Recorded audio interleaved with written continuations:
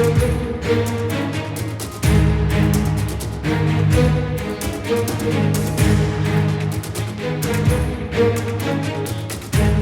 është rruga e cila lidh qytetin e Vushtrisë me atë të Skënderajt, ndërsa ne jemi saktësisht në fshatin Bruznik të komunës së Vushtrisë.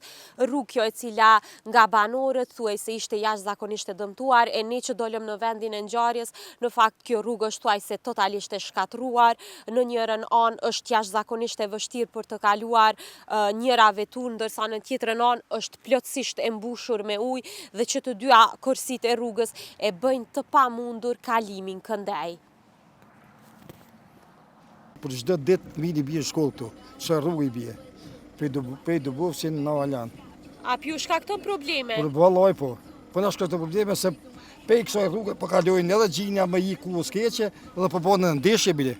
Se po dalin ato, po pe një onë po kalojnë edhe po ka probleme. Po ke probleme, çfarë mi bën? A jeni munduar domethënë të kërkoni zgjidhje prej organeve kompetente? Jo, pas çka nisa asaj punë bile. Se s'na vlen, nuk na vlen. Si këna të kërkuj, ata e kanë po, edhe kanë po komunalët, edhe kanë po të qeverisë, kanë po ketës. Por shka nuk e di.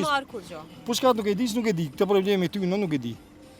Por vetëm që po ka edhe aksidente kove të fundit. Vëllaj një ditë një aksident, se pe kësaj u dhe ka kalu në tonë, këta një ka ik, e këne ka një ditë, kështë gjamët një premte që të konin ndeshje. A mu dhe boke nuk e di, veç ndeshje ka posë.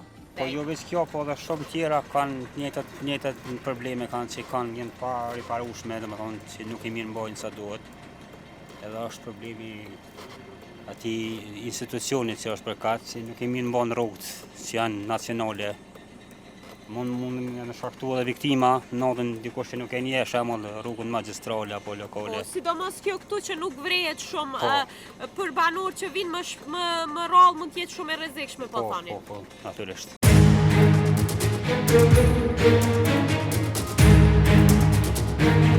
Edhe pak kilometra më tej rruga është në gjendjen thuajse të njëjtë, ne po shkojmë dhe të shohim dhe t'i filmojmë pamjet prej andej.